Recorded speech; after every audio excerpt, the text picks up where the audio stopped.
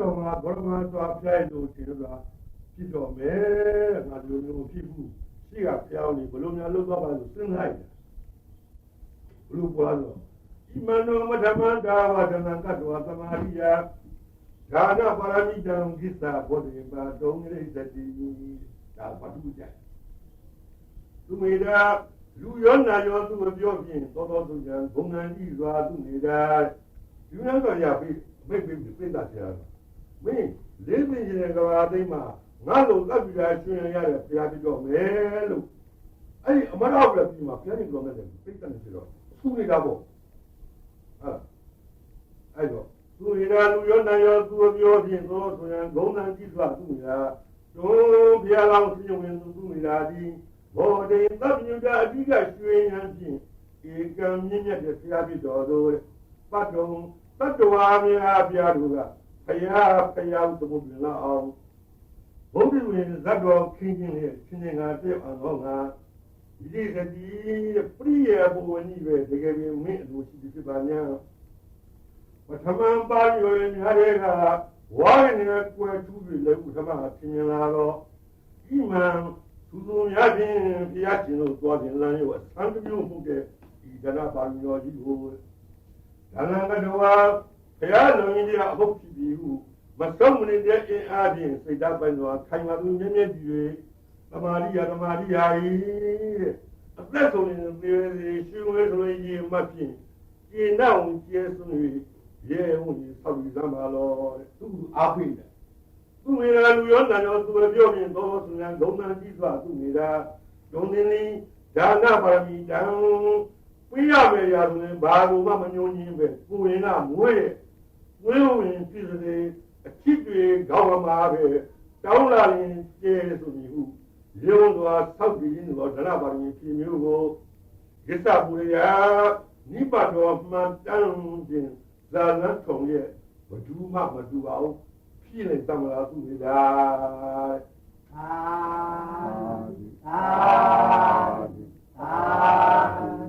အဲ့တော့သူနေတာကယောက်ျားဖောင်ပြမလားအဲ့ဒါထွန်းကြည့်လို့များလို့ပါကွာယောက်ျားကတရားထုတ်ခြင်းမိန်းမလည်းမိရတော့ရှင်ရတာတရားထုတ်တယ်ကျွတ်တို့သားတွေသမီးတွေနဲ့သားပါဝါဒအပြည့်စုံကိုရှင်ရဲ့မိန်းမကပါပြီးတော့ဖောင်ကြည့်တဲ့ပုဂ္ဂိုလ်ဒီဘလောင်းတာကောင်းရောက်မိန်းမကမိရမယ်အဲ့ဒီမိဆိုတဲ့မိန်းမတွေဟာယောက်ျားဖောင်ကြည့်နေတဲ့မဂ္ဂင်ရှိပါတည်းရှင်းနေတဲ့ပုဂ္ဂိုလ်နာမသွားနေအဲ့ကမှဖောင်ကြည့်တဲ့ပုဂ္ဂိုလ်ကရှင်မရဲ့ရှင်းဘောကကုသကံရှုပ်ခြင်းအလိုပြည့်စုံပါတယ်အခုထပ်လို့မရပါဘူးတဲ့ရှင်းဘောကကုသကံရှိဝဲအခုထပ်လို့ရှိရင်ကုသိုလ်ဆက်လို့ရှိရင်တို့ကပြည့်စုံပါလားလို့မဂ္ဂင်ကြီးဆိုတရားလေးနဲ့တရားရည်နဲ့ဖောက်ကရည်နဲ့ပါလေဖောက်ကရည်နဲ့သူ့ကိုတတ်တာပေါ့အဲ့တော့မိမသိသွားဘူးယောက်ျားဘလို့လဲမိန်းမဆိုတာကတော့မဂ္ဂင်7ပါးတရားကြီးနဲ့ယောက်ျားနာသွားနေရမယ်သွားနေလို့ရှိရင်ဟိုကတရားလေးဟောပြောက်ရှိရင်ကိုယ်မှာဖြစ်ရင်လောဘဒေါသမောဟဆိုတဲ့ဝိသေကုန်ပဲလို့ပါလေလောဘဒေါသမောဟအဲ့တော့လေးပြိသွားတယ်မိမသိဘူးလားတရားဆုံးပြီမိတွေကအများဆုံးဘာလို့လားယောက်ျားပေါင်းကြည့်ရလေမကပ်ပါလေမိမမင်းဆိုတာအဲ့ဒီတရားရှင်းတဲ့ပုဂ္ဂိုလ်တော့သွားနေတော့မှဟိုကဘာဖြစ်လဲမဂ္ဂင်7ပါးကြီးတရားလေးနဲ့အရေးတတ်ပြီးတာမိကိုကြောက်တတ်ပြီးတာအခုတော့အဲ့လိုမဟုတ်ဘူးရှင်ကတာလက်နေကျမတော့ဒုက္ခပဲစားရတော့ကြမရှိဘူးမဖြစ်နေဘူးရဖန်လည်းကောင်းကောင်းသိထားနော်ဗါလဲမိမလည်းကိုယ်နဲ့ကောင်းကောင်းသိထားဗါလဲတော့ညီရရှိတော့ဘိုးဆိုလည်းသိထားဘူးဗါလဲဟမ်အကုန်မီးတွေဗါလဲတော့ပါလားကဲဘာတရားနာအောင်ဒါကပေါင်းပြီးမိမမီးတွေပါမိမလည်းပေါက်ပြီးလို့ရပါဘာပြောရဟာမိမဖောင်းပြတယ်အဲ့လိုကဖောင်းပြပုဂ္ဂိုလ်ကြတော့ဟန်ကြတာဗောယောက်ျားဘူးဗောဘာလဲတို့မိမလည်းဖောင်းပြီးလို့အားကြောင့်ဒါကြောင့်မိမကဖောင်းပြီးလို့ရှိရင်ဟဲ့ကောင်မငါအရက်တော့ပတ်တာမရှိဘူးပေးပါဦးအမှုယောက်ျားဘူးဖြစ်တယ်အပြန်လာဗော ဘာပြနာ ခုနပြောတာလူနဲ့ဆက်တယ်လူနဲ့ဘုရားနဲ့ဆက်တာဘုရားဗာပြီးလိုက်တယ်ဟောအဲ့ဒါကိုကောင်းတယ်လို့ဘာလဲဘာတော့နေတတ်တာလေအဲ့ဒီဟာဒါဘုန်းကြီးခေါ်တာ ကျမတို့လည်းသိရဟမ်ဒီလည်းသိရသူကဘုန်းကတော့ကြည့်ရင်ဘုန်းကြီးဩကရန္တံတက္ကရန္တံဘာလနာအဘိနန္တိတံတို့ခိမေမိပြားရဲ့ပတ်တာမေကိုမင်းမြောင်ချူလမ်းပါဆိုတာဒါမိပြားကိုဘုရားကပြောတယ်အဲ့ဒီပုဒ်ပဲဥငေရတယ်မာတုကိုပြောရတယ်မာတုတဲ့မေခန္ဓာကိုယုံကြည်ကြနာပတ်တာမြောင်ချူလမ်းပါသူကိုရွတ်တော့ဦးနေပြီလာပြားဒီဒီဝိကြီးကပုဒ်ကြီးနာသာပြမမတန်းနေသေးလင်းသားမိကြီးမကြည့်ရင်ဒီပေါဘူးမညိုကိုးတော်ရကစီးကြငယ်ယူသည်လူကိုပြင်းနေတဲ့ကိုယ်လာပြီယာဒီနာတော့မယ်သေဝိကြီးကပုရိနာစာပြမမတန်နေသေးလင်သားမိကြီးမကြည့်ခြင်းသည်တဲ့လင်သားတွေများချစ်အဲ့ကြောင့်ကြည့်ခြင်းလေ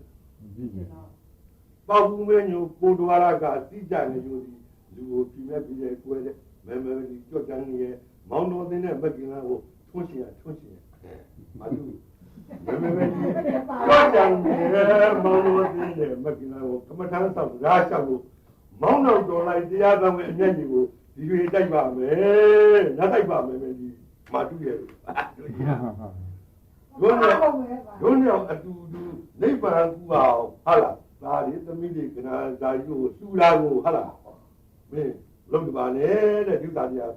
ဖြစ်ပြတရားတွေပါလေဗာလဲဖြစ်ဖြစ်ဒီအဲ့ဒီဖြစ်ဖြစ်ကြားတယ်မင်းတို့ဖြစ်ဖြစ်ပါတော့တဲ့နိဗ္ဗာန်ကိုအောင်ပြီးပါတော့လို့ဟုတ်လားဝိတ္တန္တာမင်းသာလူတပည့်တို့ကဖြစ်လိုက်ကျသာလူကြီးဦးဖြစ်လိုက်ဘုသူများကပြက်သွားလိုက်မဖြစ်လားအဲ့ဒီဖြစ်ပြတော့ကိုဟာလားမဘယ်လိုမြေဝိတ္တန္တာမင်းကဒီဖြစ်ပြကိုဖြစ်ပြီးတော့မဖြစ်ပြတဲ့နိဗ္ဗာန်အောင်ပြုပါဆိုပြီးတော့ဝိတ္တန္တာမင်းကအဲ့ဒီမှာအတူနိဗ္ဗာန်ကိုဒီလူသားမှာပြီးတော့အဲ့မှာဟောတယ်ဝိတ္တန္တာသက္ကလူကြီးဟုတ်လားအဲ့တော့အခုတော့မဖြစ်တယ်နိဗ္ဗာန်ကိုချိန်ကစပြီးတော့ဟောပါတော့မင်းဗါလဲဒီတရားနားထောင်ကြပါဗါလဲဒီတရားနားထောင်ကြပါအဲ့တော့သတုပ္ပဇာဝဏိမုတ်တော်ဓမ္မနမတိသုဇာဝဏိမုတ်တော်ဒီရဏမန္တတိသုဇာဝဏိမုတ်တော်ညောနမနတိလို့ဟုတ်တယ်သစ္စာသုဇာသစ္စာလေးပါးမှာဝိနိဘုံတော်လိုတော်ဓမ္မနာမှာတရားမင်းကြီးနတ်တိငါပြမဟောပါဘူးတဲ့။ဒါကြောင့်လည်းကသစ္စာလေးပါးလွတ်တဲ့တရားကိုငါမဟောဘူးတဲ့။ဟောပါ။သူစာသစ္စာလေးပါးမှာဝိနိဘုံတော်လိုတော်ဒေသနာနာမအကြောင်းအရာတွေကိုလည်းနတ်တိငါမဟောပါဘူးတဲ့။ဟုတ်လား။ငါဒီသစ္စာလေးပါးလွတ်တဲ့တရားကိုလည်းမဟောပါဘူး။သစ္စာလေးပါးလွတ်တဲ့ဒေသနာအကြောင်းလည်းမဟောပါဘူး။မင်းတို့လည်းသုဇာဝဏိမုတ်တော်ညောနမနတိမင်းတို့လည်းသစ္စာလေးပါးမှာလူပြီးတော့သိရမရှိပါဘူးတဲ့မင်းတို့သစ္စာလေးပါးကသိအောင်ကြပါလို့ရဟောအပြီးပါနော်ပြီးပါသုဇာဝဏိမုတ်တော်ဓမ္မနမနတိသုဇာဝဏိမုတ်တော်ဒီနမနတိသုဇာဝဏိမုတ်တော်ညောနမနတိဆိုဒီဥစ္စာပါလေမင်းတို့ပြောခဲ့တယ်ဒါကြောင့်လည်းကသုဇာသစ္စာလေးပါးမှာဝိနိမုတ်တော်လို့တော့ဓမ္မနမတရားမြည်ဒီကိုတရားမြည်ဒီနတ်တိမရှိပါဘူးသစ္စာလေးမှာလွတ်တရားမရှိဘူးလေဒီတရားတခုဟောလိုက်လို့ရှိရင်သမုဒိယသစ္စာဖြစ်နေရမယ်ဒါမှမဟုတ်ဒုက္ခသစ္စာဖြစ်နေရမယ်မေဃသစ္စာဖြစ်နေရမယ်နိရောဓသစ္စာဖြစ်နေရမယ်ပြီလားတော့တရားလေဘယ်တရားပြီဒါဖြင့်သုလဇာသစ္စာရောမောင်နိမောတော်လို့တော့တရားနာမတရားမြည်ဒီနတ်တိမရှိပါဘူးလေဒီနာလေးကိုလည်းဘယ်အကြောင်းအရာတွေဟောဘယ်တရားဓမ္မတွေအကြောင်းအရာလူကတန်းနေအကြောင်းအရာဟောသစ္စာလေးပါးမှလွတ်တဲ့အကြောင်းလည်းမရှိဘူးတဲ့နော်ဒီဝကြမှာသမုဒိယဖြစ်နေဒုက္ခဖြစ်နေမယ်မေဃဖြစ်နေမယ်နိရောဓဖြစ်နေမယ်သိပြီလားအောက်ကဟာကသုဇာဝဏိမုတ်တော်ညောနနတိသုဇာတရားလေးပါးမှဘုံတော်လို့တော့ညောနာမဘုရားကြည့်ကြတာသစ္စာလေးပါးလို့ဘာမှသိကြမလို့ဘူးတဲ့ဘာပေါ့လားသစ္စာလေးပါးလို့လွတ်ပြီးတော့သိကြလို့လားဘာပေါ့ပါနော်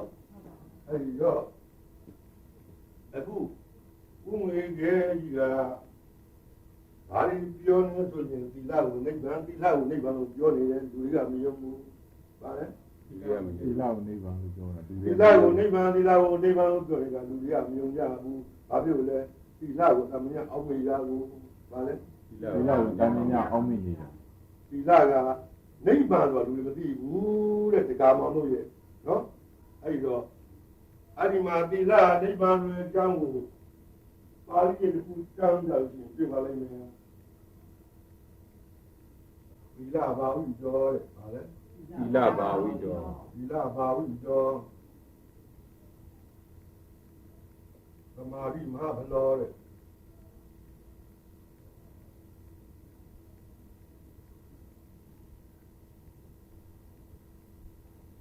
သီလဘာဝသမာဓိမဟာဘလောသမာဓိဘာဝကျော်ပညာမဗလားတဲ့သမာဓိဘာဝကျော်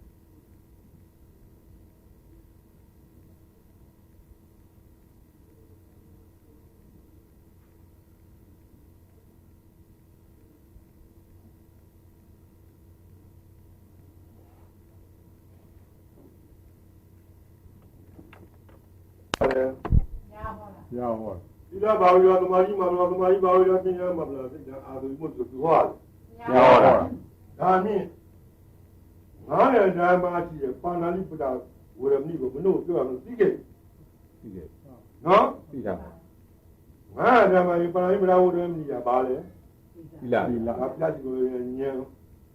အဲ့ဒီပါဏာလိပဒဝရမိက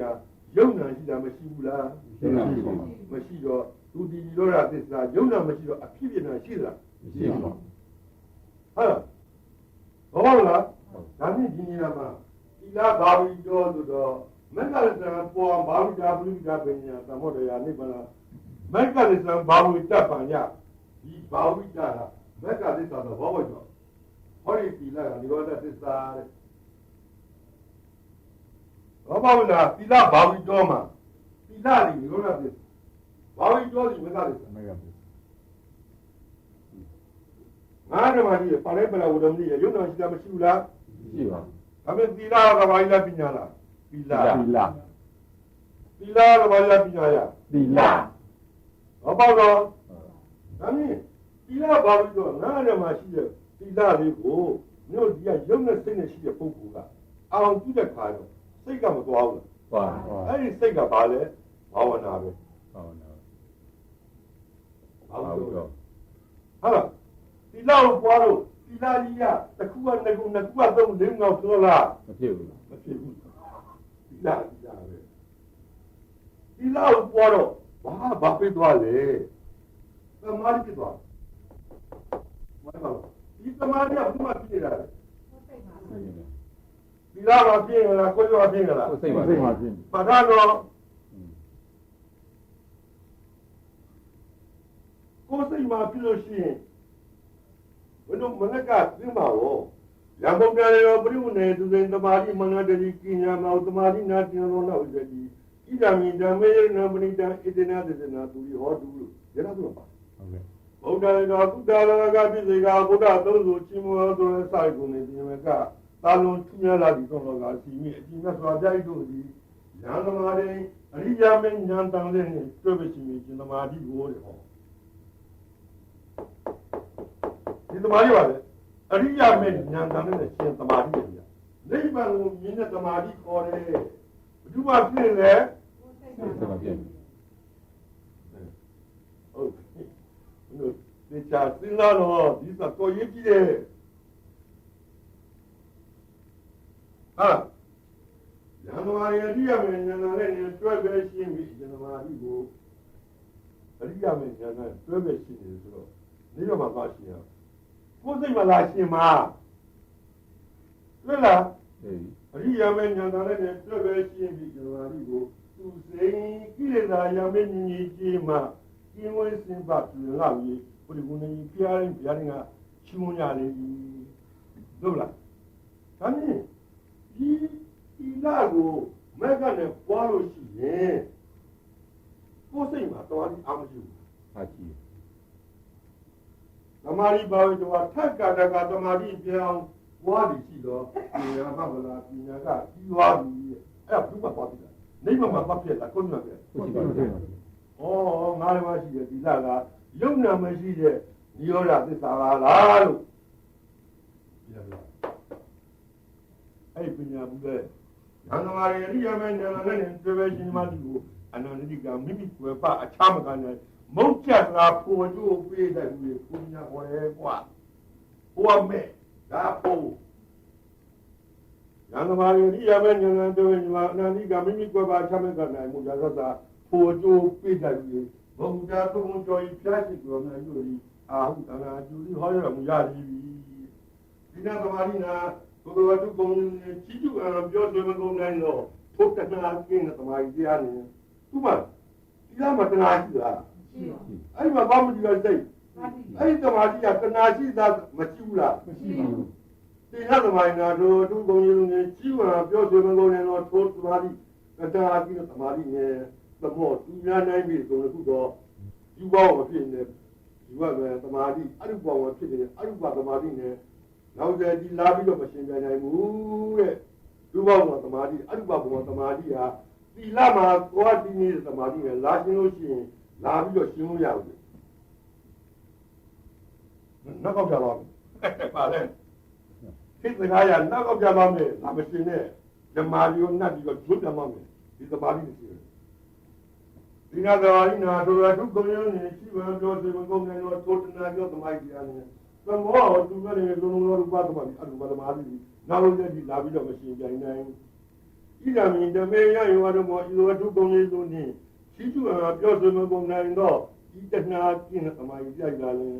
ဝဏိတံလောကီယနာဖျားဖျားတို့တဲ့ကဲသားလုံးမြတ်ချူဝါတော်ယငကိုယ်ဝရာစီအာဒဗျာစီမိဝတရားစီမိမိစိတ်မှာဧကမုတ်ကလာပိစီအစီမှန်ဖြစ်ပါလေဤဒီနာဒီနာဤတော့ဘာမှမမှန်ကန်တော့ဒီခုဒီချိန်မှာဤလာဒီကကပါလုံးမှာပြောဆိုတာကြောင့်ပါဠိနာပကုတ်တမျိုးမှာရှိနေတဲ့အသက်ကိုရှူနေထုတ်နေတဲ့ပုဂ္ဂိုလ်အားလုံးဟာသူဒီဘိယံကုန်ကျင်းတို့ချမ်းသာအမြတ်ခြင်းတွေဟောတူကိုဒီဖြစ်ကြပါလေဒီသာဓုသာဓုအဲ့လိုဟုတ်လားအဲ့တော့ငါနဲ့ဓမ္မရှိတဲ့ပါဠိကိုသိသီလာကိုမင်းတို့ကဘာမျိုးသိရပွားပဲနော်ပွားတဲ့ခါကျတော့ရှင်သမာဓိဖြစ်မယ်သမာဓိကမင်းတို့ပြောဖြစ်မယ်နေပါဘာမှမဟုတ်ဘူးသိမှာဖြစ်နော်အဲ့ဒီသမာဓိပါပဲတော့အဲ့ဒီသမာဓိကိုပြောလို့ရှိရင်ဒီမှာမဲ့ပြီးတော့ဒီမှာပညာမှလာဖို့ဖြစ်ရမယ်တဲ့ပြောလားအဲ့လိုဆိုရင်စိတ်ဓာတ်မင်းတို့ရောတာလေးပါအာရုံပြုနေတဲ့မိစိတ်ကြီးအာသွေးအာသောတရားလေးပါမှာဝိမု ക്തി လွတ်သွားပြီအာသောတရားလေးပါကိုယ်အောင်ပြီးတော့နိဗ္ဗာန်ကိုရပါလို့သူတောင်းလို့ရလို့လားကျင့်မလို့လားကျင့်ဖို့လို့သူမတောင်းကြနဲ့တဲ့သူတောင်းရင်ပြည်စကားတော်မှာသူတောင်းကြဒီသဗ္ဗုဒ္ဓမြတ်စွာဘုရားကသူမတောင်းရင်ရတယ်ဗါလေသူကလက်တွေ့လောကပုဂ္ဂိုလ်ဟိုကအဲ့ဒီတံပိုင်နာတုံချမ်းထိပ်ပါမွေးသွားတဲ့သူသဗ္ဗေပုရိလိုသင်္ဃပါသံတော်ပရလာတို့တရားပါလေရှိပြီးလို့ပြောတာဒီကဘုရားမခေါ်နိုင်ဘူးတော့ပြည်စကားတော်ကဒီပေသဗ္ဗုဒ္ဓဖြတ်ခြင်းမှာတော့သူမတောင်းရင်ရတယ်တဲ့ကျင့်ရပါတယ်ဗျာဟာလေကျင့်ရဗျာအခုဖျားရှိပါလေအခုဖြစ်နေရပါလေလာဘမလို့စီဒီဖျားတယ်ဒီကဖျားတွေကလာဘမလို့မဟုတ်တော့ဘူးလားကိုယ်စိတ်ကိုဖောက်ပြန်နေတော့ဖောက်ပြန်မလို့ပါလေသူများပြဟုတ်ပါဘယ်ဖျားပြလာမှုနေကြီးပဲဘယ်ဖျားပြဘလို့ဘွားရှိဘယ်ဖျားပြအပယ်ပိတ်ပြဒီဖျားတော့အပယ်ကိုပိတ်လို့ပေါ့အပယ်ပိတ်ပြလူရပြဘလို့ပြဒါကိုလိုချင်ပြောနေတာပဲလို့ဒီဖျားအဲ့လိုအမှန်ပြောရင်ဖြစ်ပါမလားမဖြစ်ဘူးနော်အဲ့အာရောတရားလေးပါမှာဥမုတ်စီဆိုအာရောတရားလေးပါကိုလည်းပြောပြဖို့မယ်ဗါလေဘာဖြစ်အခုဟောတာကဒီသီလလေးကိုပြောနေတာဗါလေသီလကိုပြောအဲ့ဒီတော့အာရောတရားလေးပါကပြည့်ကာမတော်ဗါလေကာမတော်နှစ်ဘဝတော်နှစ်ဘဝတော်သုံးဒိဋ္ဌာတော်သိတာတော့လေးအဝိဇ္ဇာတော် အတော်တရားလေးပါမှာဟာအတော်တရားလေးဟုတ်လားစိတ်ဓာတ်စိတ်အာတော်တရားကိုဘုရားလွတ်သွားတယ်ဆိုတော့ဒီအာတော်တရားလေးပါကိုရှင်းရအောင်ဟုတ်ကဲ့ကာမဘောမှာကာမနဲ့အာတော်ရတယ်ကာမတခုအာတော်ရတယ်အာတော်အရဲ့ဟာလေအာတော်ကအရက်တေချာစဉ်းစားမှဆိုရင်ရှင်းမှုနေတာရှင်းမှုဟာလေရှင်းမှုနေတာအာတော်ပါလေရှင်းမှုနေတာအရဲ့နော်အဲ့တော့ဘုရားကြီးပူသွားတာပဲအရက်တော့တဲ့ပုဂ္ဂိုလ်ကိုကအရက်ပြေသွားရင်အမှုပြေသွားတယ်နော်ကာမဆက်ဘုံလိုချင်တဲ့လောရတာရှိနေမယ်လို့ရှိရင်အဲ့ဒီကအမြဲမူနေတယ်တဲ့အရက်ဘူးတဲ့ပုဂ္ဂိုလ်ကြီးပဲ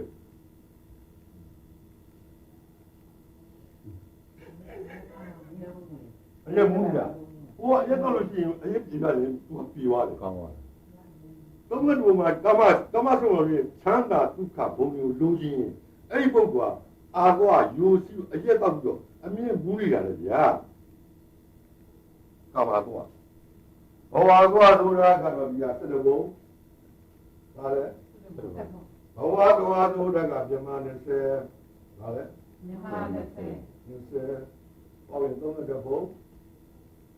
ဟာလားမြန်မာ20ကျော်ကပထမဆုံးဘုံလူရတာတရားမြန်မာကြီးဖြစ်နေဆိုလဲဘာအာကောတဲ့သူလေ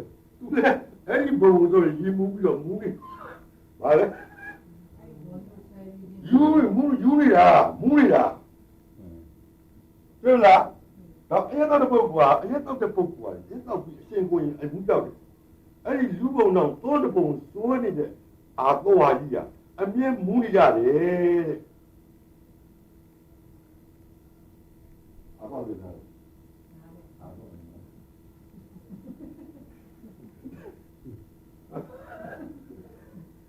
ဒိဋ္ဌာတော့ဒိဋ္ဌိပဲဟာလေဒိဋ္ဌိအယူမှာပါအဲ့ဒီဒိဋ္ဌိကလည်းအာဘောပဲလေဟာလေဒိဋ္ဌိကလည်းအာဘောပါဒီသုံးတဲ့ပုံကချမ်းသာလို့စိတ်ကခင်းတာကိုပါပဲလေအဲ့ဒါဒိဋ္ဌိမူးနေတာဟုတ်လားဟာလေဘုရားဘောချမ်းသာတယ်ဖြစ်နေတာဟုတ်တရားပြတဲ့ငွေလေးကိုဟာကိုရင်ကိုပါပဲလေရေမူးနေတာလူပြည်မှာရောက်နေတာ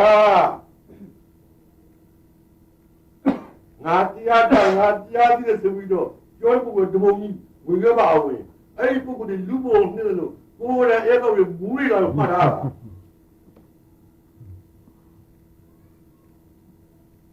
ဟုတ်လားဟာလားအဝိဇ္ဇာတော့ဆိုသစ္စာလေးပါမသိအောင်အဲ့ဒီရုပ်တွေကိုဆွဲပြီးတော့ဘုံကိုဆွဲပြီးတော့ခါအဲ့ဒီတောက်တာမူးတော့သစ္စာလေးပါကမသိတော့ဘူးဒါဖြင့်ဒီအကွာသစ္စာလေးပါလို့မသိအောင်ဖုံးရတာဟုတ်လားဟုတ်လားအဲ့တော့စိတ်ကြီးမနှုတ်စိတ်ကြီးနေပါအောင်ပြစိတ်ကြီးအာသွေးအာဘောတရားလေးပါမှဝိမုစီလို့သွားပြီဟုတ်လားဘုံဝင်တာမြောက်ဘူးပထမချီနေရတယ်ကြိုက်ပြီမင်းတို့သွားပြီးဖျားနဲ့လူနဲ့ဖျားနဲ့စကားမုံကိုပြရှိရမယ်ဒီလားဒီရောကနိဗ္ဗာန်ပုဂ္ဂိုလ်ဆိုတာကိုဖြည့်ရှင်းနေဖျားနဲ့လူတွေနဲ့ဆက်ဆံမှုကိုကြည့်ပြီးတော့ဖြည့်ရှင်းရပါလဲဖျားနဲ့လူနဲ့ဆက်ဆံဖို့ဖြည့်ရှင်းရလူပြေကျော်တို့ရှိရင်အကုန်ရကြပါလေဩဃာတာကဲကောင်းစီရမလို့ကရှိဖို့လေဒီကုပြီးတော့တော့အပယ်လေးပါကတော့ဝင်ရပြီရှိပါကြောင်းဝိတ်တရားလေးပါပြန်လာငါပါအနာတို့ကုတဲ့ချက်ပါတော့ကာနမှာကုတဲ့ရှိတော့ယောဂဝိညာဉ်လုံးမှာအခါကတိုင်းကျင်းလို့ငြိမ်းပြီးတော့ဒီလိုစီဘယ်ညာပုံညာနိဗ္ဗာန်ကိုရပါလို့ရှင်ဘုရားလို့သူ့မတောင်းသူ့တောင်းသူ့တောင်းခရောပြန်သူ့တောင်းတာကြီးသူ့တောင်းဒါကျတော့ဘုရားနဲ့ဘုရားကြီးသွားပြီးတော့ဘုရားနဲ့ပြောလို့မဆက်တာလေဘူးလားဆက်တာအဲ့တော့ဘုရားလည်းမဆက်တာလေဘူးလားဆက်တာဟုတ်ပြီအဲ့တော့ဘုရားအားပြောတယ်အဲ့တော့ဘုရားပေးတယ်လေနိဗ္ဗာန်ရပါလို့သူတောင်းတော့ဘုရားကကဲတို့နိဗ္ဗာန်လို့ရေးကောင်းနေဆိုကြပြီးတော့ဆိုပြီးပါလေဘာနိုင်ဘုရားဝရမီအိုင်နာဝရမီကာဘလူဇာဝရမီမူဇာဝရမီဆိုဒီလားပြလိုက်ဘူးလားပြလိုက် အဲ့ဒီသီလကိုတောင်းတာကိုဘယ်လိုမျိုးချမ်းသာတဲ့နိဗ္ဗာန်ကိုပြပါဆိုပြီးတော့တောင်းလို့ပြရလေချမ်းသာတဲ့နိဗ္ဗာန်ကိုမေတ္တာဘုရားနိဗ္ဗာန်ကိုပြလိုက်တာကိုသီလပြတာကိုအဲ့ဒီသီလကိုမေတ္တာဘုရားနိဗ္ဗာန်မှာမသိကြလို့ဗါလဲနိဗ္ဗာန်မှာမသိကြလို့သီလပဲဗါလဲနိဗ္ဗာန်မဟုတ်ဘူးဖြစ်တယ်ဘာပါလားဒီကမရေးနေတဲ့ဥက္ကရာမရေးနေမှလွတ်သွားမယ်နော်ဗါလဲမင်းလွတ်သွားမယ်အခုပြောနေတာကဒီဖျားနဲ့ကုနဲ့ဆက်ဆံဖို့လို့အတိအကျပြောတယ်မင်းပြောစရာပါလေလောကမှာဖျားတော့အားထားတာမရှိဘူးဘယ်ကုမှာအကုန်ပြလိုက်တခါတည်းမလို့နော်ဆရာစိတ်ကဖျားဘယ်ကောမှဆရာမဟုတ်ဘူးအလကညာကြလောကမှာတတ်တာတွေကဘုရားဂုံထိုက်တာဖျားပဲကြီးတတ်တာတော့ဆရာလူနတ်တို့ဆရာတတ်တာကလူနတ်တို့ကိုပြစ္ဆုတ်ပန်နေတော့ကျိုးစီပါတမုံနဲ့ပြီးတော့ကျိုးစီပါမဲ့ပုံနေပန်းပြီးတော့ပရမရပြီးတော့ကျိုးစီပါတို့ထိုက်တရားလျော်စွာဆုံးမတော်မူသောကြောင့်လူနတ်တို့ဆရာတို့ဖြစ်တော်မူသောသဗ္ဗဉာဏ်ရှင်မြတ်စွာဘုရားပါရကားလို့တတ်တာတော့ဒီမှာကိုပွားတယ်ပြီလားဒါမြင်မင်းတို့ကပြီးတော့တို့မဲ့ညာပုံညာနိဗ္ဗာန်ကြောင့်ရပါလို့ရှင်ဘုရားတို့မတောင်းဘူးမတောင်းလားလူကြီးကတောင်းတယ်ဘုရားရှင်ကဘာပြောလဲဆိုရှင်မင်းတို့ဒီလာယူပုံလေးကိုအောင်စိုက်ကြပါလေလက်ယူပုံအောင်စိုက်ကြလိုလိုက်ပြီးတော့ဘုရားရှင်သွားပြီးတော့အဟံပါနေသေနာသပြင်စသည်ဓမ္မသာမိအနုကံကတဝသီလတိဓမေဗံတိအရှင်ဘုရားရဲ့ပြီးတော့သံဃာတော်ဖြင့်ဒီပြီးတော့တဏ္ဍကုံသုံးမှန်တဝသီလပြီးတော့မှဆိုပြဿနာကမတောင်းဘူးဘာတောင်းတဏ္ဍကုံသုံးမှန်တဝသီလကိုတောင်းတယ်အဲ့တော့သူပါနေတယ်တဏ္ဍကုံသုံးမှသီလတိတိရဏဖပြင်စသီလဆိုတော့တိတိရဏတဏ္ဍကုံသုံးမှလေဒါအတူကွာပြင်စသီလငါးသီလမတောင်းဘူးလားတောင်းတော့ဒုတိယမြာမန္တိနဂါပိသယဓမ္မယသာနုကသေဓမ္မေဝန္တိတတိယမြာမန္တိတိတိနာသာပိသဓမ္မလောကသေဓမ္မေဝန္တိဟာလားအာမဗန္ဒီပါရှိများမဆိုးဘူးအဲ့တော့ဘယ်ငွေများကတဲ့ငွေများကိုရှိရပညာရှိရသုံးပါတာတကယ်တော်တဲ့ပုဂ္ဂိုလ်ပါလေဘယ်လိုလဲဆိုဘုရားရှင်ကပြတောင်းမှုလေးကိုတကဘယ်လိုလုပ်ရမလဲဆိုတော့အဲ့ဒီမှာနမောတတဘဂဝေတောရာတောသမံသမုဒ္ဒတာမဆုံးလားဆုံးလားအဲ့မှာဖျက်မဆုံးလား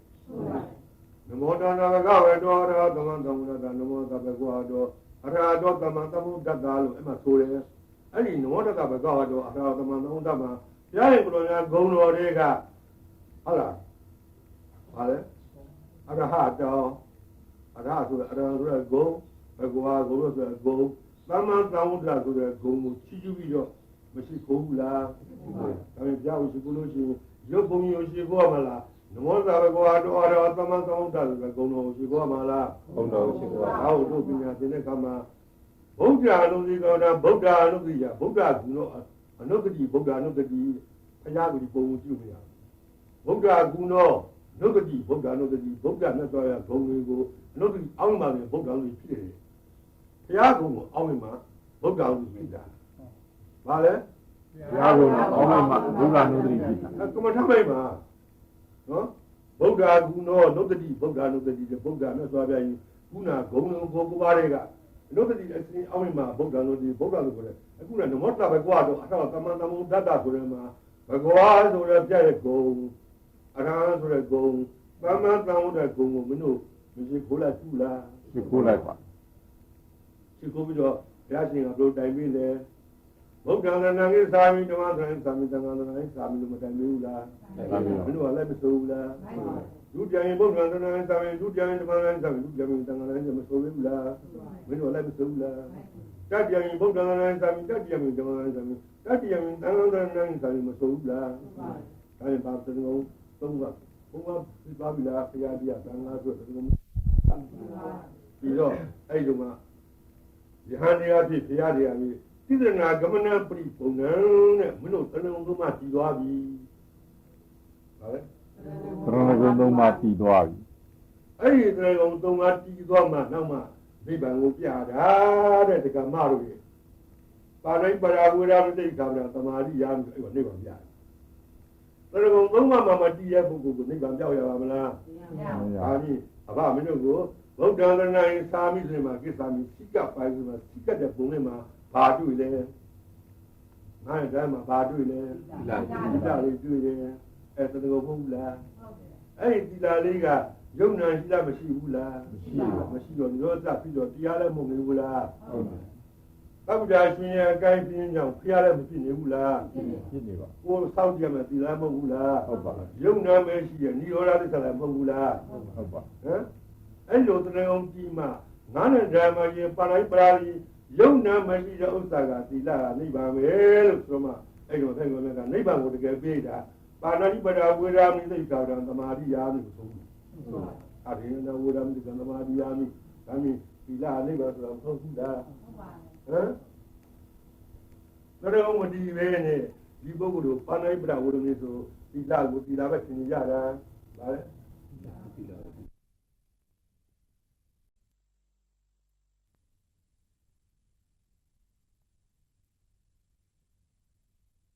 ဒီရသေတော်ရှိလားဒါမျိုးကိုရှင်းတတ်ဖို့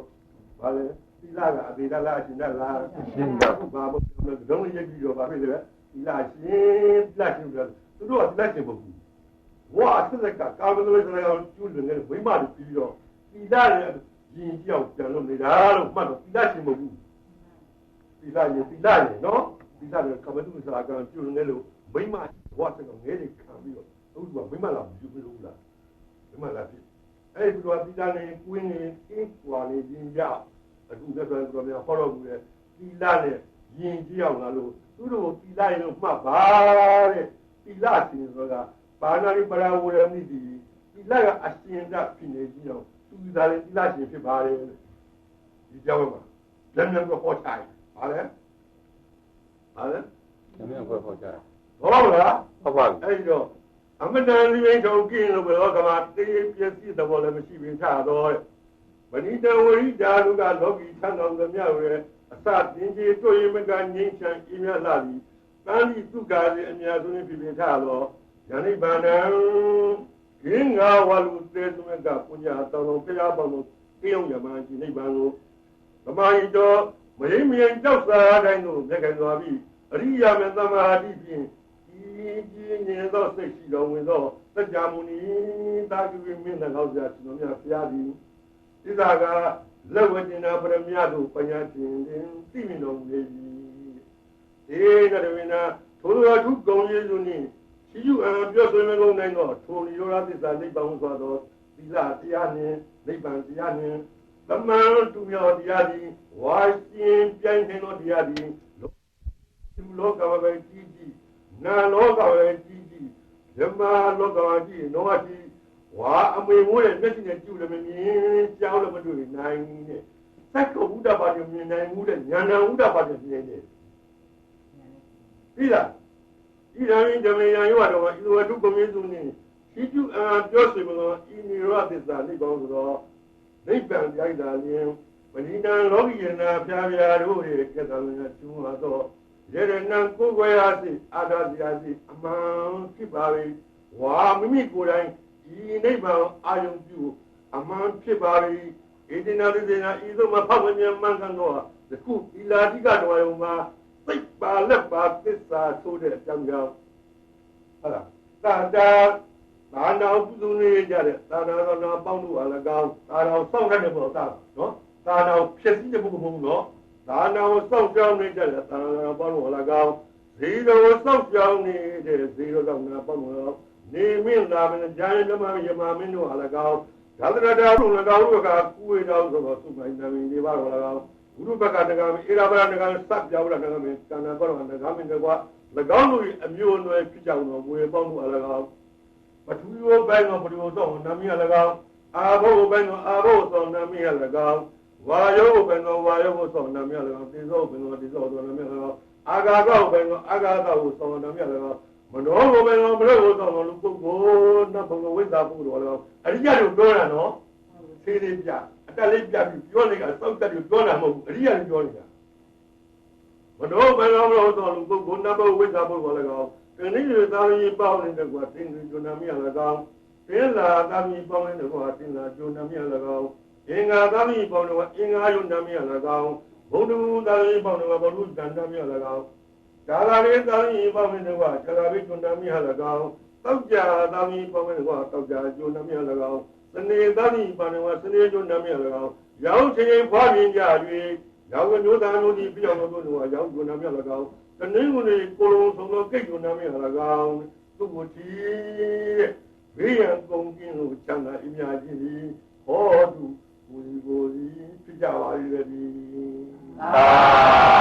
ဓုသာဓုသာဓုပါပြီအဲ့တော့ဒီလိုရှင်တရားတော်ဝိကဗလာကိုအာယုံပြီးတော့သစ္စာပြုမေတ္တာပို့ဟာမှာတဲ့။အိုဣစ္ဆံတော်ဘာကာမိတောစီတောစင်ဝတိဣစ္ဆံတော်စက္ကဝါလမိအတ္တဘာဝိနာသရိတဲ့။အိုအန္တရိယံဆိုရှင်၍ကောင်းနေတာမင်္ဂလာပြနဲ့ကဘာလူကဘာသာလူပေါ့ကွာကိုယ်ကြီးကိုငါပြည်ဆုံးကြပါစေတဲ့။အိုအန္တရိယံဆိုရှင်ကောင်းနေတာမင်္ဂလာဖြာရတဲ့ကွာကျုပ်တို့မြန်မာပြည်သူမြန်မာပြည်သားဘောလို့ကကိုယ်ကြီးကကိုယ်ချက်လာခြင်းစိတ်ချက်လာခြင်းပြည်သူကြပါစေကုန်တဲ့ဒီဣစ္ဆံတော်တဲ့ဘုရားရှင်ကိုတော်မြတ်ကအသေးကိုလိုရှိတော်မူတော့သဗ္ဗဗကဘေမုံချင်းစေတီတော်ခြေကံတွင်၌ဤတော်စီတော်အရှိမအနောက်မှာရှိတောင်မှမြောက်မှတောင်စင်ငမတိပိကိယစိတံကိုလုံးရန်လေးအမှန်မသွေလူလာတုံကောက်ဇင်ဇန်ဆောင်နေပါပဲကြီးတဲ့ဣစ္ဆံတော်တဲ့ဘုရားရှင်ကိုတော်မြတ်ကအကြီးကိုလိုရှိတော်မူတော့သက္ကဝါလာမိစัจ java လာတိုင်းတစ်ခုလုံးကိုတော်ဒီအတ္တဘာဝိနာဘုရားရှင်ကိုတော်မြတ်အတ္တဘောဓိတော်ခန္ဓာကိုဖြင့်သာရည်တဲ့ညီလူမမမြင်နိုင်အောင်ဖုံးထားနိုင်ပါပြီဣတိနာသစ္စာယိတို့မဖောက်မမြမှန်ကန်တော့ဟာဣတာလိယတနာသမာတမဒီလာတိကဓမ္မဥမှာသောအတ္တကအကြောင်းပါဠိနံကျုရှင်ဖြစ်သောယနမောင်တော်ဆိုတော့ဥဒ္ဒဗလာဟုလည်းဥဒ္ဒဗလာအလကောင်ပုဂ္ဂလာဝိဒါနံသဗ္ဗိတာရှင်ရတော်သို့ကျင့်စေကျင့်တန်ကျင့်ပြီးသောပုဂ္ဂိုလ်ပေါင်းတို့ဟာ၎င်းပြစ္ဆေကဝရပါရမီတော်သို့ကျင့်စေကျင့်တန်ကျင့်ပြီးသောပုဂ္ဂိုလ်ပေါင်းတို့၎င်းအတိတိရှိပါရမီတော်သို့ကျင့်စေကျင့်တန်ကျင့်ပြီးသောပုဂ္ဂိုလ်ပေါင်းတို့ဟာ၎င်းအထူးအားဖြင့်တနှုတ်ငွေခဲနဲ့ပါရမီပဲဖြစ်ကြောင်းသောလူပုဂ္ဂိုလ်နတ်ပုဂ္ဂိုလ်လူယောက်ျားနောက်ျားလူရင်းမှာနမိတ်မှာဥစ္စာယောက်ျားဥစ္စာမိုင်းမှာပေါ့၎င်းအထူးအားဖြင့်ဂါရီမှာရောဂါဝင်ရာဆွဲကန့်တဲ့ပုဂ္ဂိုလ်ပေါင်းတို့ဟာ၎င်းသူ့ကိုဒီဘေးရန်ကုန်ကင်းလို့ချမ်းသာအများကြီးသည်ဟောတုကိုယ်ကိုယ်ဒီဖြစ်ကြပါလေသည်သာဓုသာဓုသာဓုဒီနေရာမှာသီလကိုဟုတ်လားတိုင်းတော်များဒီသူသစ္စာဝင်ပေါ်တော့ဓမ္မဓမ္မနဲ့ဒီလိုပြောရလဲဘုရားရှင်ဟောတာသူသစ္စာဝင်ပေါ်တော့ဒီနာမနဲ့ဒီလိုပြောရလဲဘုရားဟောတာဒါမြင်ဒီပါဏာနိပါရဝရမဏိယဘယ်လိုဟောတာလဲဒီပါဏာနိပါရဝရမဏိယသစ္စာလေးပါးကပဲသာပါတယ်လေလို့သီလကိုနိဗ္ဗာန်ကိုမယုံကြည်တဲ့ပုဂ္ဂိုလ်မင်းတို့ပြောင်းပြရမယ်သစ္စာလေးပါးကိုပြသမ်းဟာလို့ဒီသီလကိုအခုဘာလူကောမတုံမှာငါ့ရဲ့တိုင်းမှာကြီးပါဏာနိပါရဝရမဏိယုံနာမရှိတော့ကြောင့်ဒီလိုဆိုမင်းတို့ငါသွင်းပြခဲ့ပြီတဲ့ဘုရားလည်းမဟုတ်ဒုက္ခမဟုတ်ဒီဝိသမက်ကလည်းမဟုတ်ဘူးတဲ့သိလားဒီဘာပြောဝင်ဟာဒီရတာဖြစ်တာဟုတ်ပါဘူးလားဟုတ်လားဟုတ်တယ်ဘာလို့အောင်ဟမ်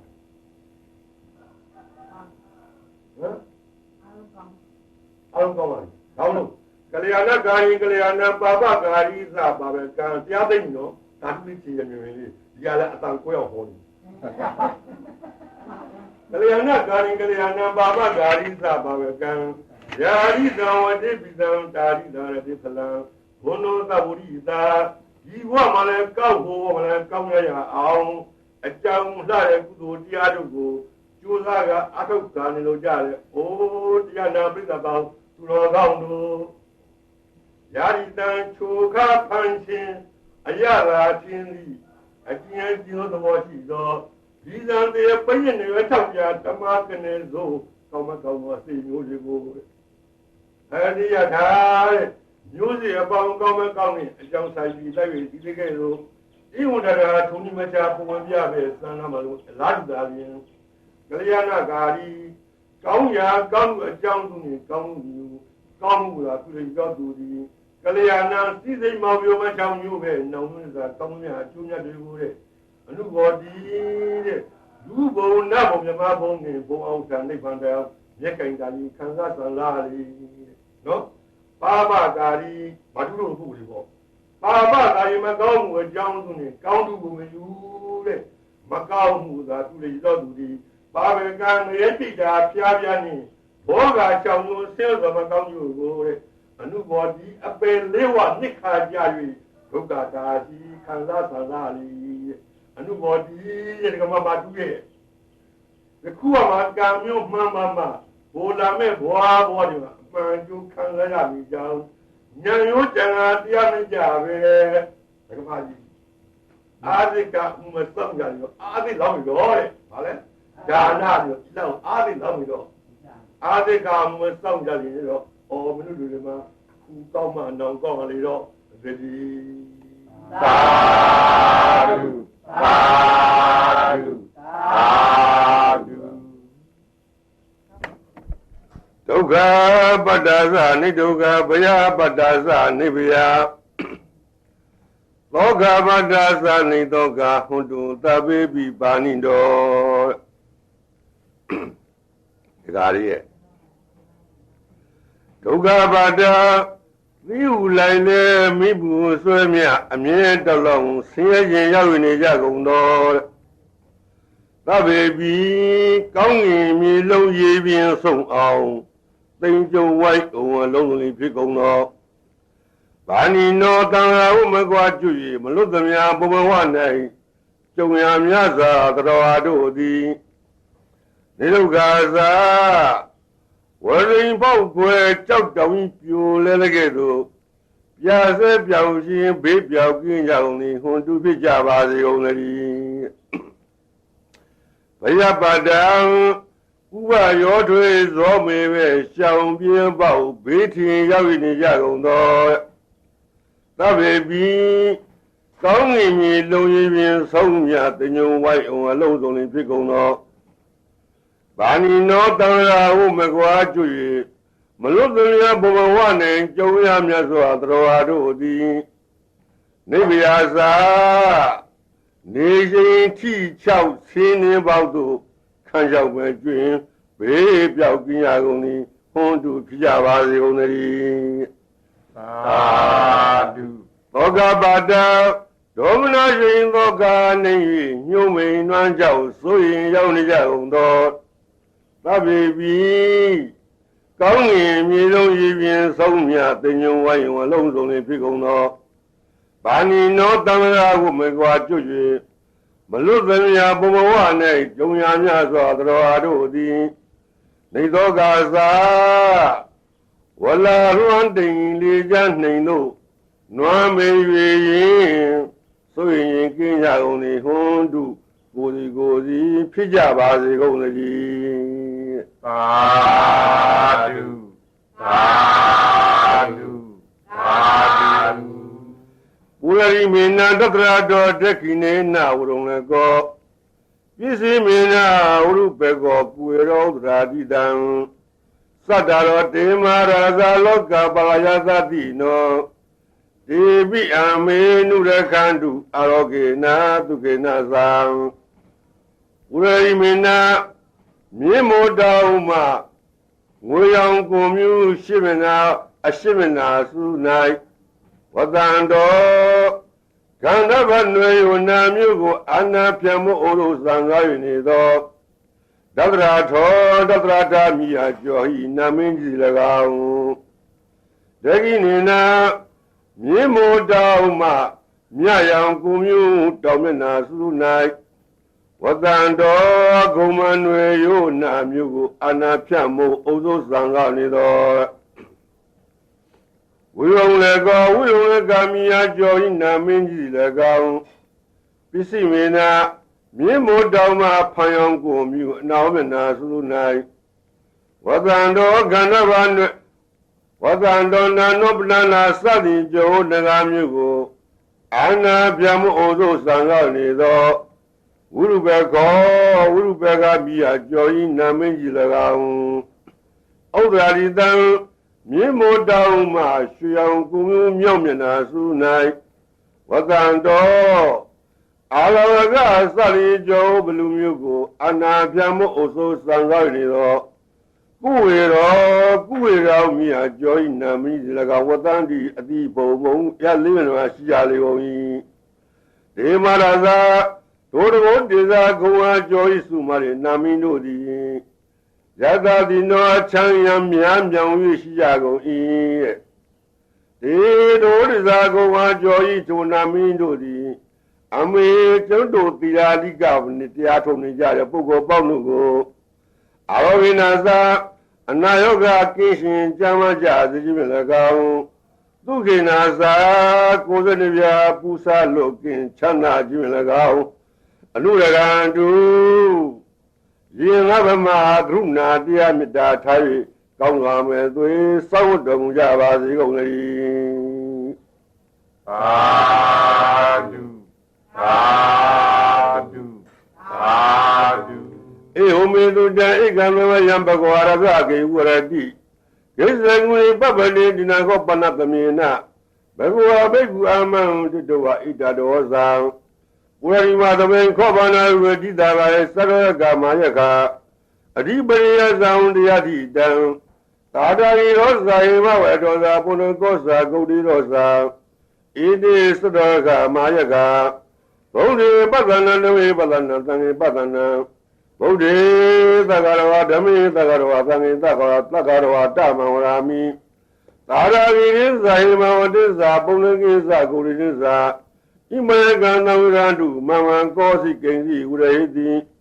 မနုံသောအမနုသောဝါကိသနာဝထိတံဝါနိသိဏဝနိဗ္ဗာန်ဝသုတ်တံဝသကရတံဝပမတံဝရတိဝတိဝဝရတံတံရခန္တုဒေဝတာမြင့်မို့တောင်ရရှိပဲမျက်နှာရိုက်၌ဘုရားကိုကြည်ညိုတရားကိုကြည်ညိုသံဃာကိုကြည်ညို၍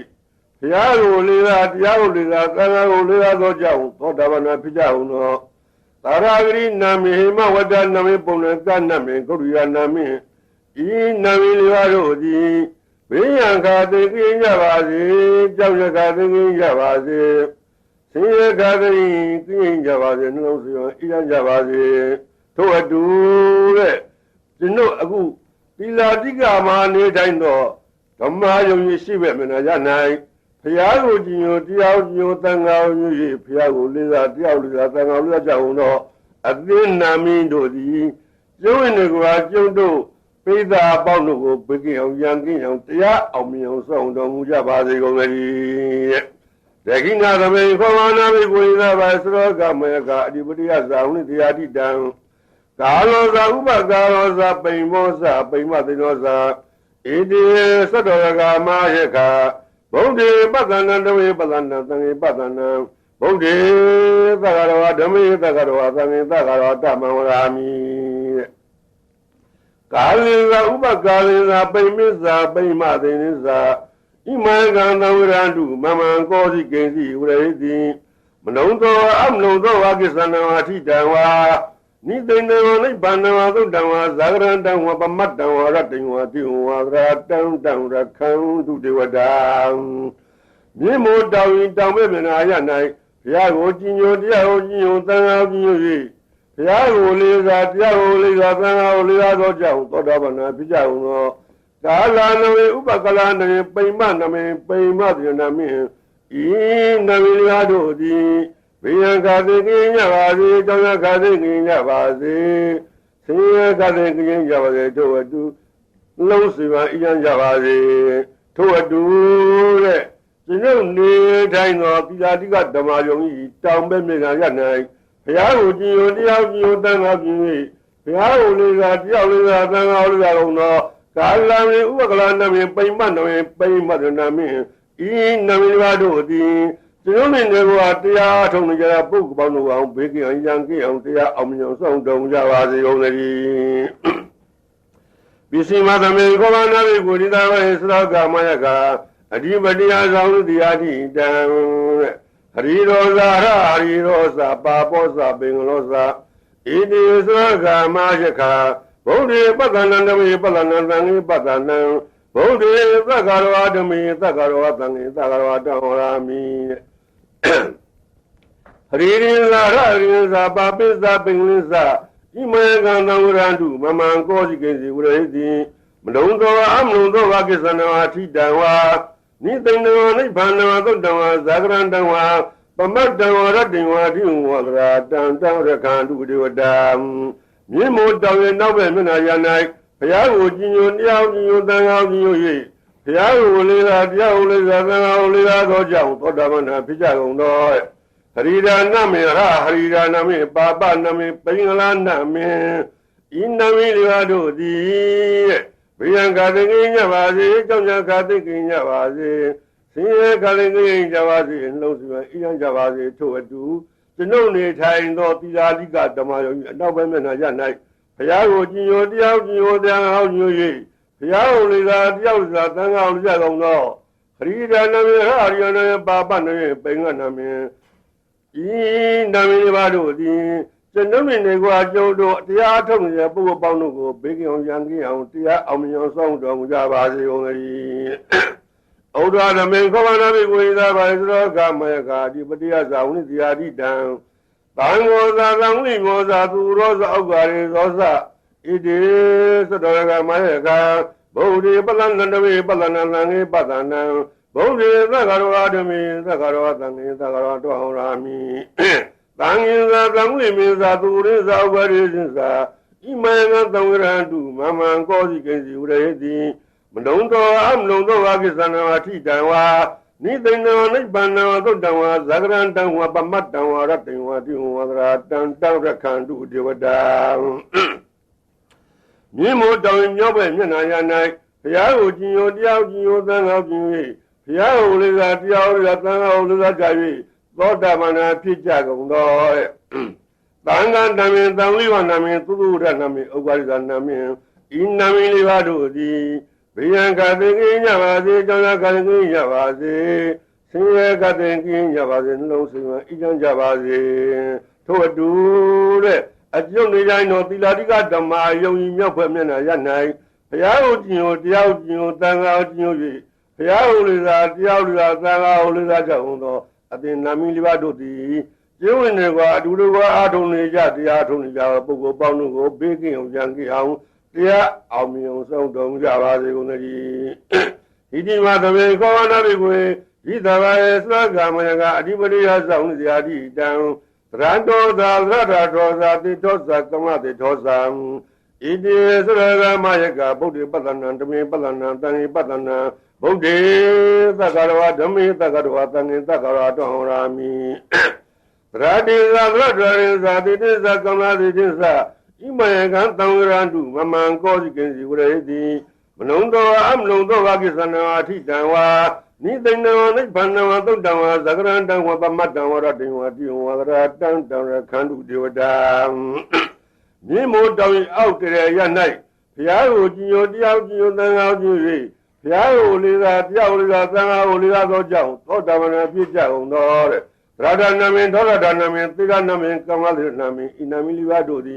Bianca, the Ginyavazi, Jonaka, the Ginyavazi. Singer Katin, Javazi, Losima, Ian Javazi, to a do, John did I know, in the Adiga, out there, Yanai, Piago, Diao, Diao, at the Namin do the, you know, they go, they are utter war, other way, Peter, I don't know, go baking of Yankee, out there, Omnion Sound of Javazi, only Uri Madame, Commander, we did Mayaga. Adimaria Sound the Adi down, Sando Saluriosa in Osa Biamasa. It is Raga Mayaga, Bodi Balana, Balana, Balana, Bodi, Zagara, Dami, Zagara, Zagara, Rami, Sani Labyrinth is Abamiza, Imayagan, to Maman Koji, Uredi, Manondo, Amnondo, Wakisana, Titawa, Nizana, Nibana, Dawa, Pamadawa, Radinwa, Tantawa, Kandu, Diwadam, Nimo down your body, Yanai, Piago, Diao, Tango, Piao, Liza, Diao, Tango, Jao, Odamana, Pijao, Nimi, Lami, the Jami, Jamami, Inami, Livado, the Bianca, the Yavazi, Jonaka, the Yavazi, Singer, Katin, Javazi, Losima, Ian Javazi, to a do. ယုံနေတိုင်းတော်သီလာတိကဓမ္မယုံကြီးအပေါ်တရရနိုင်ဘုရားကိုကြည်ညိုတရားညိုတန်ခါကြည့်ဘုရားကိုလေးစားတရားဥစ္စာတန်ခါကိုလေးစားဝင်တော်နေမင်းလာမင်းကြံပြမှာပင်ဣန္ဒမင်းဒီပါလို့ကျိုးတဲ့ကွာတရားအထုတ်ဖို့အထုတ်ဝယ်ဖြစ်တဲ့ပုဂ္ဂိုလ်အပေါင်းကိုဘေးကင်းအောင်ရန်ကင်းအောင်တရားအောင်အောင်စောင့်တောင်းကြပါစေကုန်၏ဣမိဇရာတိဣမိဇဒီဝတံအပရိဇရာတိအပရိဇဒီဝတံဒီဝတံဒီဝတနံသမံသမုဒ္ဒါနံသာဓုသာဓုသာဓုဒီပါဦးသီလာတိကတော်ရုံပါတရင်ကျွလာဇံ9ရက်နေ့နော်ဟုတ်ကဲ့9ရက်နေ့ဆိုတော့ရင်ကျွလို့ရှိရင်ကတင်ခရောက်တော်မယ်ဗါလဲဒီရောက်တော့အဲ့ကတင်ခရောက်တဲ့ခါကျတော့ဥဝေကေဟောနေတဲ့ဥဝေကေဟောနေကြတဲ့ကတင်တရားကအမနံကောင်းဆိုတော့တရားတွေကတောင်းတကြတယ်တဲ့တရားတော်ရဲ့အဲ့ဒီတော့ဒီကတင်တရားလေးကိုတော့ပါဠိအနလေးယူပြီးတော့မင်းတို့ကိုပေးခဲ့မယ်ဟာမြိုင်မြင်တရားဆုံးလို့ရှိရင်မြန်မြန်သာလို့ကိုဟုတ်ကဲ့ကတိနဗလံဝရံဝရဏထောမိတံဒုံလဗံနံဘက္ကံဟောကတံဘွန်တော်တနည်းမတကားကျုံယရနာဘုံယခုဆက်တဲ့ကဲ့သို့အမှုဆိုင်ကတရားသက်တဲ့သဘောတွေနဲ့အာတဲ့တော်ခုလုံးပြီးတော့စေုံလာညောင်းဥတော်ကောင်းတို့ကတိနဗလံတဲ့အကျိုးဝိရယာမတကိုကလည်းမသေးပါလည်းဖြင့်ညိုးမေးစရာနှုံမရှိတဲ့ဖြင့်အကုန်ဖိကာရတန်လှိုင်းမိမှုမန္တိုင်လုံးမဲမင်းတို့လည်းဖြင့်ခိုင်ငိုင်နဲ့ကတိကတိမလားအောင်တည်တံ့တော်ဝေထားတော်တဲ့ဝရံသူဘောတွေသူတော်တွေမှလည်းညတို့ကအနန္တဖို့အနေအမှုအကျိုးတွေရောရန်လို့ညော်မှန်တောင်းအပေထသောတောင်းတဲ့အပေထသောဝရဏံတဲ့လောကီရဲ့နှုံးရဲ့စုပ်ပြနေအကုန်လုံးစိတ်မှကူကြပဲထေဘူးကြတယ်မိုင်ကားရဲ့ကောင်မစိုက်ကဖို့ဖိကာကြံအရိယာမံတိတ်သေးသေးနဲ့ထိတ်တဲ့ကျေပုဂ္ဂိုလ်မြတ်တို့သည်ဘလို့ပုဂ္ဂိုလ်လေဝါသဘောရှင်များပေါ်ပြီးဝါကြတဲ့ဇောတိကအနာရဘိငယ်ပြင်းတရားရှင်မြေသောတို့ကြွားကြွားနဲ့မင်းကောသလာပိမသာမကြံရပဲအလိညမညာလာစက်ကမပြောင်းရတဲ့ပထမရန်ကြောင့်မှဝိသာရတို့လို့တဲ့အရိယာထိုတို့မစခံသွားကြတဲ့အထေတနာပုဂ္ဂိုလ်မြတ်တို့သည်တထိန်ကိုလိုရှိတာပုရုษေပုဂ္ဂိုလ်တော့အရိယာတွေ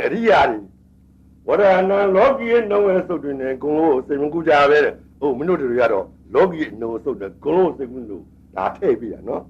ဝရဏံလောကီရဲ့နှုံးရဲ့စုပ်တွင်နဲ့ဂုံလို့စိတ်မကူကြပဲထိန်ဖူးကြရမရကုမစိုက်ကဖို့ဖိကာကြံအရိယာမံတိတ်သေးနဲ့ထေကျပုဂ္ဂိုလ်မြတ်တို့သည်ဝါသဘောရှိသမျှပေါ်ပြီးဝရတဲ့ဇောတိကအနာရဝင်ရဲ့အပြင်တရားရှင်ပြင်ရောကြွားနဲ့မင်းကောသလာပိမသာမကြံရပဲအလိမ္မာညာလသခမပြောင်းရတဲ့ပထမရန်ကြောင့်အမဝိသာရတို့လို့တဲ့ဒီကဘာကြီးမှတူရဲ့အရိယာထိုလိုမစခံသွားရတဲ့အထေတနာပုဂ္ဂိုလ်မြတ်တို့သည်တဲ့ထောမိတံတဲ့အချက်ကောင်းလည်းကောင်းလက်ခမောက်ဖြောင်းပြောင်းခတ်မတအခေါင်းများစစ်ပရမရဲ့လို့ဖွင့်ရကထောပနာတဲ့ရည်တွေနဲ့ဩဘာပေးကချွဝပေးထားတော်ဒုံလပံတနစ်မလာတလမတည်းတင်မာခြင်းနေတာမို့အချိန်နဲ့စွာမြတ်မကကြည်ရတဲ့ဖြင့်ကျေးရတဲ့ဖြင့်ရာခဲလာပေးထားတော်ဒုံလပံနံတဲ့သူကျင်တဲ့လူတွေကပြည့်စုံမရှိတဲ့မှာချိုးတွေကတော့မတတာဒါပြန်တော့လေဟိုဘုမှာလူချင်းရဲ့ဒီပုဂ္ဂိုလ်မှလူရင်လို့လူကချုံးငယ်တဲ့အလူကချုံးငယ်နေတဲ့ဖြင့်မင်းတို့လုတ်တဲ့အလုတ်တမမူမမောကဲ့ရစစ်စစ်နဲ့ဘောတကြီးဖြို့တကယ်ကြမ်းငယ်လျင်ဖဲကံကမလွယ်မကင်းလာလည်းဖြင့်ခိရင်ကြတဲ့လူမျိုးတို့တွင်အကံတဲ့တကားကြီးခဲတော်မှာတမျိုးခရလေတော့